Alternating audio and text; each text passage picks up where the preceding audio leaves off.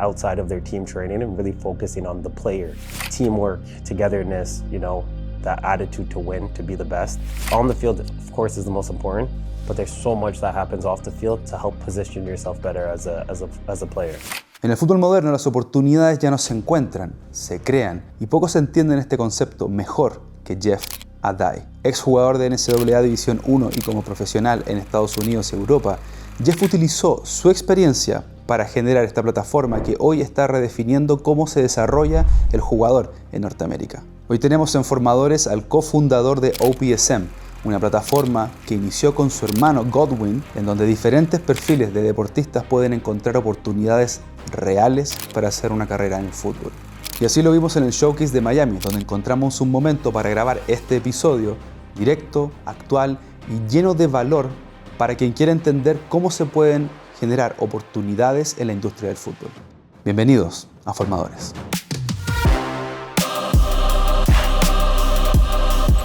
You're a former player, founder, agent, Jeff. For people who might be just discovering you today, who's Jeff Addai? Yeah, well, I'd like to say I'm a family man, really family oriented. Grew up playing soccer all my life and was able to transition from the college to the professional level, and then now currently as the CEO and co-founder alongside my older brother, Godwin Addai, with OPSM, One Pro Sports Management. And yeah, that's my life, and constantly revolved around football, but as we say here, soccer in Norte América. And yeah, I think that's pretty much who I am. Amazing. And well, you mentioned your brother, who's a FIFA agent, by the way. Yeah. You started OPSM with him. How did that relationship shape what OPSM is today? Yeah, well, OPSM was really built on my brother and I's personal relationship and our experience that we've had pursuing, making it to your next step in soccer. So at first, we both went through the collegiate process. He ended up going to school in Michigan. I ended up going first to school in Michigan and then to South Carolina. And then basically what happened is once we were done with school, we wanted to continue playing. At that time, there wasn't that many agents around and that many opportunities. We attended a few good combines where we got our first opportunities. And then we decided, hey, let's just figure this out ourselves. And at what moment OPSM goes from this idea to an actual company? Yeah, so basically within this process, we actually first started doing one-on-one training. And we were just helping players do private training. And you'd be surprised, 10 years ago, there wasn't really private training companies. So that's really where it started. We were just helping. That's the first thing you started solving for people? First thing was development, helping players get better at their game outside of their team training and really focusing on the player. So from the development, we started to really grow. Started with one player to 40 kids we were helping train. And then basically one parent one time asked my brother and myself, hey, if we pay you guys, could you help my son go to college? And we're like, we don't really offer that, but yeah, we were already helping players for free, but we're like, okay, sure. And then that's when we realized hey, we could really make, more of a service out of this and serve people. And then organically, that's when OPSM started. My brother decided, hey, let's make a logo.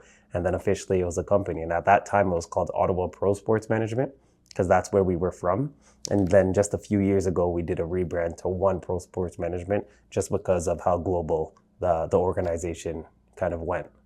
How would you describe the culture, the values that today show what OPSM are? Yeah, I hope what you said, even for example yourself, we really believe on relationships and building relationships with the players we work with and also with the coaches and the network that we have. I think that's kind of been what's been able to help us grow and also kind of the people we've been able to bring a part of OPSM. That's what we look for and it happens naturally. We look for people who look to serve and help others. We look for people who are experts in the industry, who have a good background, so that the players that they are helping, they actually could give them the right advice. Because sometimes there's so much advice out there and you don't know what to do. If you don't have the non-qualified advice as well. Yeah, exactly. So if you don't have the right people in place to actually educate professional collegiate prospects, youth prospects, then that really hurts. So we've been able to get like amazing people to help us who are more experts than us in other ways, and then that's how the company grew. And then the culture kind of kept that, just like a soccer team, like teamwork, togetherness, that attitude to win, to be the best.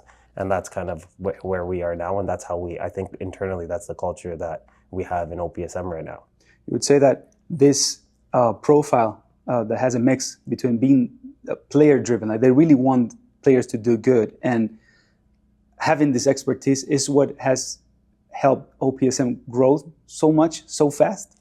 Yeah, I think that has been kind of our recipe and our formula. And then kind of through the success, through social media and posting it and promoting it in different kinds of ways, I think that's how we've been able to kind of get what we do and our mission and our brand out there. And now it's just about the more success we have, the more the company grows, and the more people you help, the more beneficial for the company. So that's what we focus on. What do you see OPSM in 3-5 years? 3 to 5 years. What's the vision? Yeah. I think we have a pretty clear vision. We really want to continue to be the benchmark agency in North America in providing opportunities for players. So really a place, one, if you go through with our platform, the Connect that we're launching, it's a place where players could clearly get opportunities for their next step. Whether you come to an event, we want to expand on this, be able to have more coaches there, more top players there, so there's more success. And then with the agency, we're seeing players now reach year up and reach higher levels. That's a pinnacle for us. We want to continue to represent the best players and help them find the best opportunities. That's fantastic. Yeah. We can talk about OPSM structure for people that are not that aware, or for people that already know OPSM. Correct me if I'm wrong. There's 3 main branches, right? Media, as you mentioned, the agency, and this events, correct? Yeah. Can you explain a little bit on each 3? Yeah, so I think at the top of the company, OPSM is the agency. So this is player representation at the highest level. So first divisions, second divisions, professional players that are making a certain wage that we sign and represent and continue to help them throughout their career. I would say there's around 50 players currently in this agency, both men and women, who are playing at the highest level or are still reaching the highest levels. So that's kind of the main place of OPSM at the top of the pyramid. Under that, I would say, is the events. The events is popular, it's big, because now we're expanding into across America, across Canada, and want to, even alongside yourself, explore more markets like South America. We've been to Africa already in Ghana and hosted an event there. So that's a great platform to help players kind of get the exposure. I guess the other avenue now is more the Connect world. We offer a service where we were helping college placements, but now that's really altered with the advancements of AI and kind of the technology. We're really pushing now our new platform, the Connect platform, to really help facilitate opportunities for players. And then I think lastly, what covers all of it is the media. That's the kind of the other portion of OPSM where we're constantly promoting players just to shine a light and give more exposure, whether it's our clients or whether it's just other players. I think the media has been huge for us, but it's been huge just because we've been highlighting people and the success that they have. You're very well known for being a connector, Jeff. How important is networking in modern football, and how much time you spend personally on it on your weeks? Yeah, I think from my playing days, I realized then how important it is to network and connect.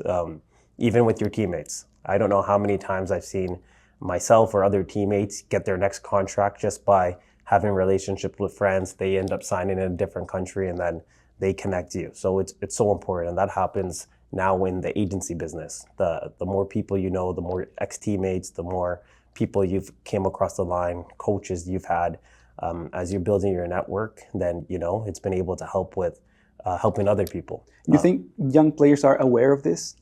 I don't know. I don't think so. I don't think players have the understanding of the importance of actually connecting and networking.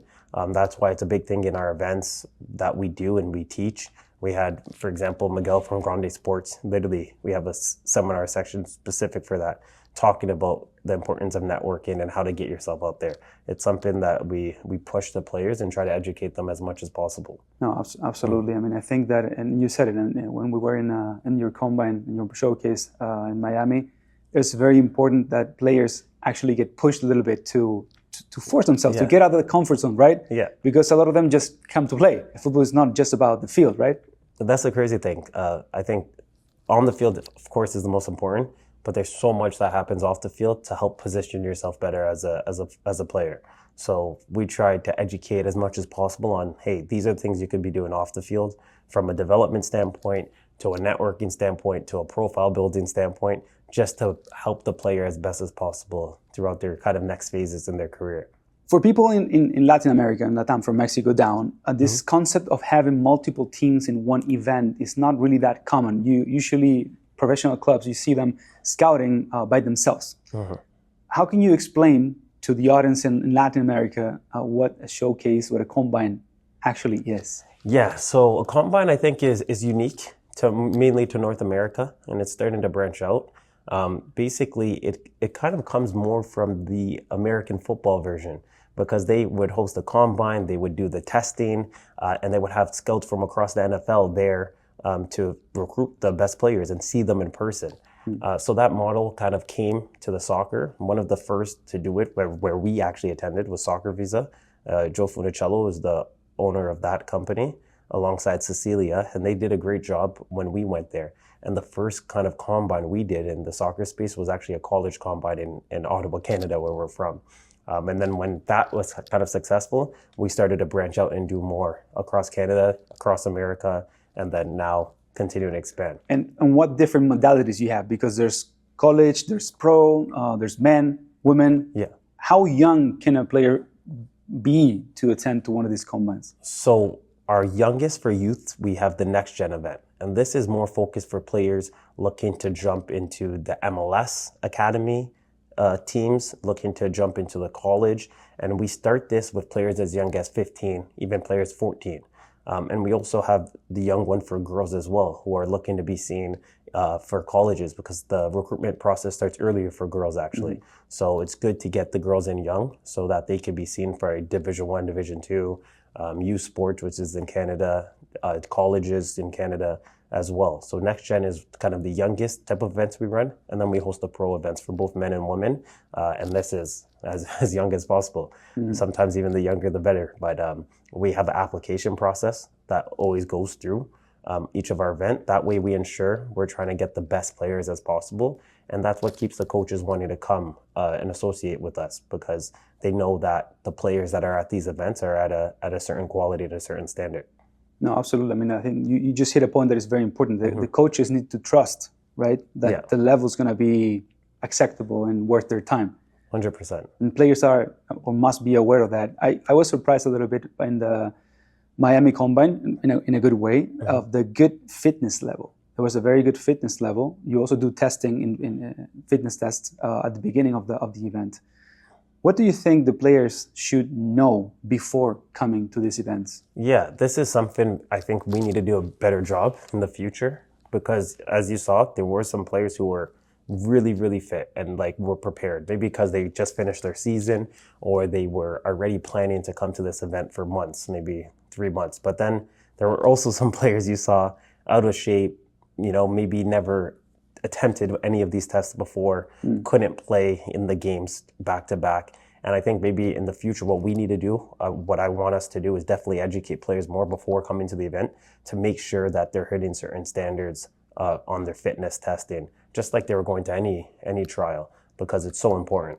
Absolutely. And regarding the football side, what would you say are the most common mistakes, or what should the player avoid when they come to one of these events? The biggest thing, and this is not even from me, it's from the coaches. Every coach, we always have interview questions. Hey, and we let them speak with the players. What should you focus on? And the biggest thing that we see across the line that the coaches are saying is focus on what you're good at.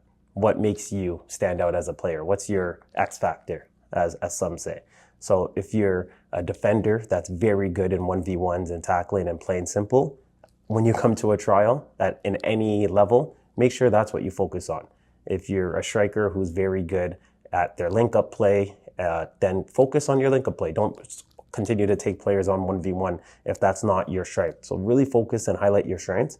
And obviously, with your weaknesses, that's something you have to constantly look to improve. But at a showcase, when you have 90 minutes, 120 minutes, 2 days to showcase yourself, make sure you showcase your best qualities, even if it's being a leader and you're talking and being really confident on the field, talking to your teammates. Those are the things that the coaches are looking for, because they're looking for the pieces to add to their team that's already existing most of the time.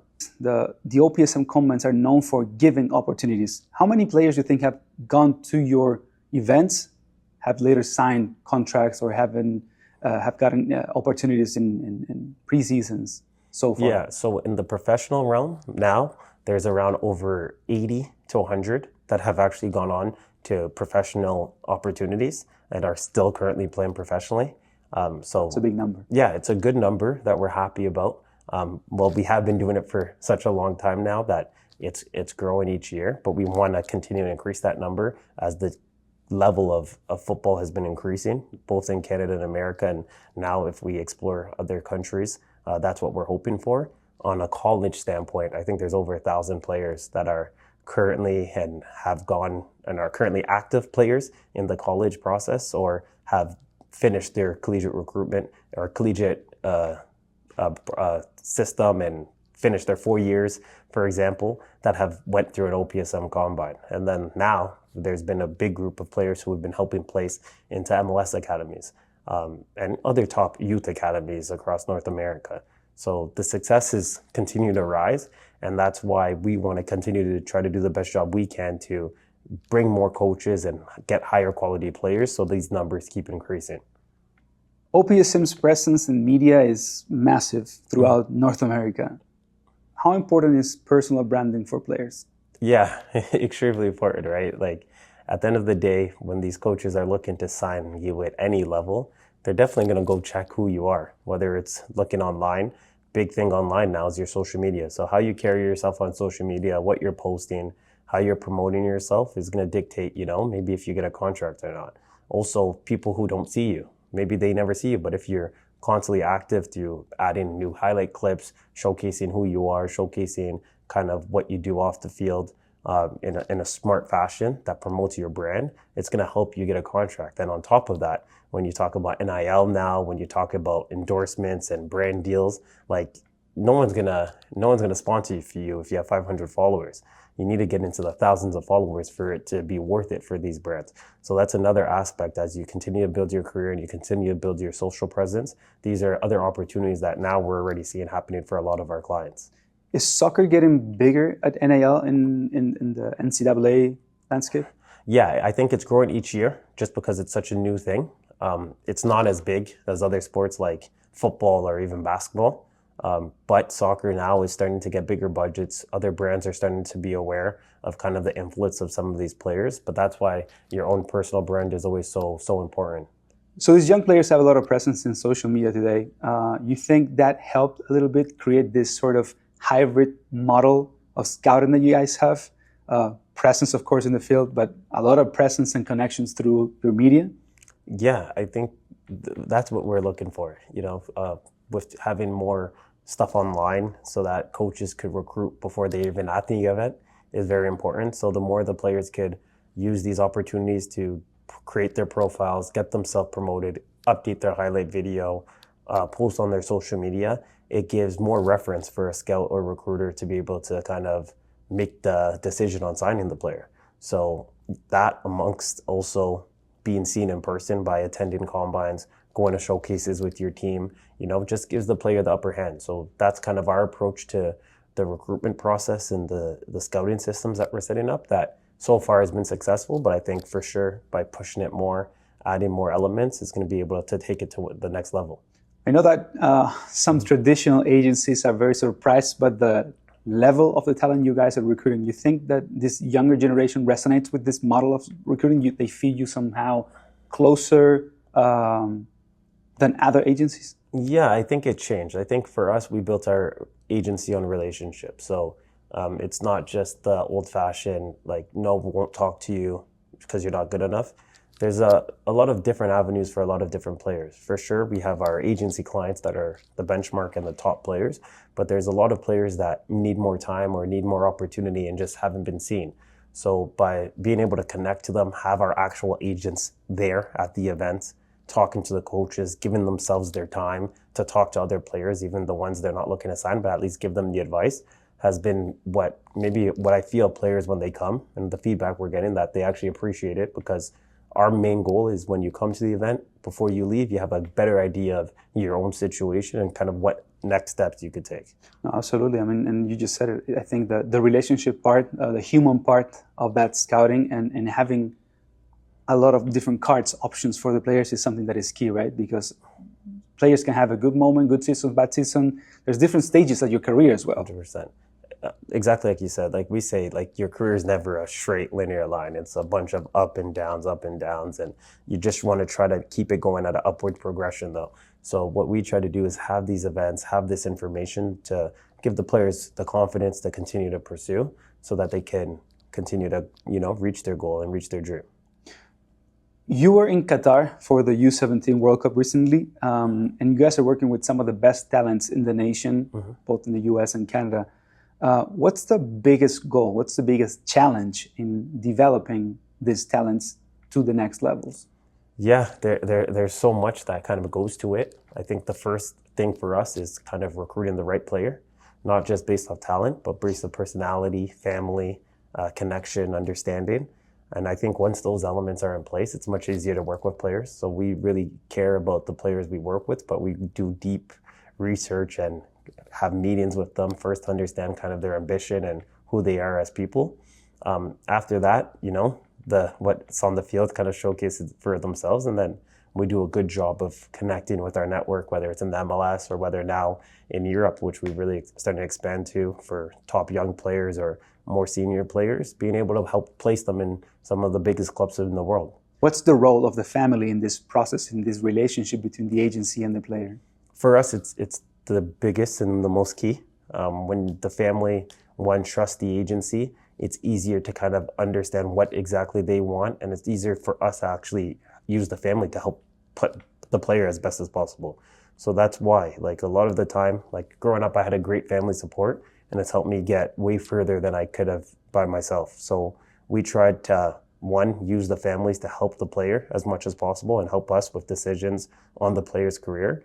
And there is times where the player, don't have a family. So then that's when, us as a company need to be that family for the player and need to have more conversations, hang out with them, go out with them. And that's what we do. And that's why, when we pick a player, it's really strategic, and it needs to be worth it, because there's a lot of time, energy, and resources that, we have to put into that. It's a big commitment. 100%. From both sides. Yes, exactly. Absolutely. When you create a service, Jeff, or a product, a good test usually is to ask yourself, would I use it? Yeah. Would you have used OPSM services, different services available when you were younger? Yeah, exactly. And that's why we've created it. It's things that we kind of done ourselves. And we didn't kind of create it as a product or a service at first. We were kind of just doing it to help. So everything we do is to help, and to help players and serve them as best as possible. And organically, it's been continuing to develop. It's continuing to get better. The first combine wasn't as good as the combine that recently just happened in Miami. The next combine we do will be better again. So always looking to improve, just like, a player. That's how we are in our agency, always looking to get better and better. And now that we have so many years experience kind of in the industry, we're able to be at a certain benchmark we feel to, help the best players. I have one last question for you, Jeff. Yeah, no problem. Are we taking OPSM to Latin America as well? That's my question to you, eh? We need to have a meeting? Yeah, but for sure. Absolutely. For sure. It's such a big market with crazy talent, with players maybe who just don't have as many opportunities, and also players who don't have opportunities in North America. They can capitalize on this market. It's not so far. They do so well in the league. We've been seeing both in America, MLS, USL Championship, Canadian Premier League, some of the Latin talent that's coming into the leagues have been some of the best players. So that's why it's so attractive to us. So me and you need to grab a coffee. We need to sit down and definitely start planning to be there in 2026. Absolutely, Jeff. Well, it's a pleasure having you, man. And we'll definitely be talking about this and many more things. Blessing. Thank you, Francesco, so much. Thank you, man.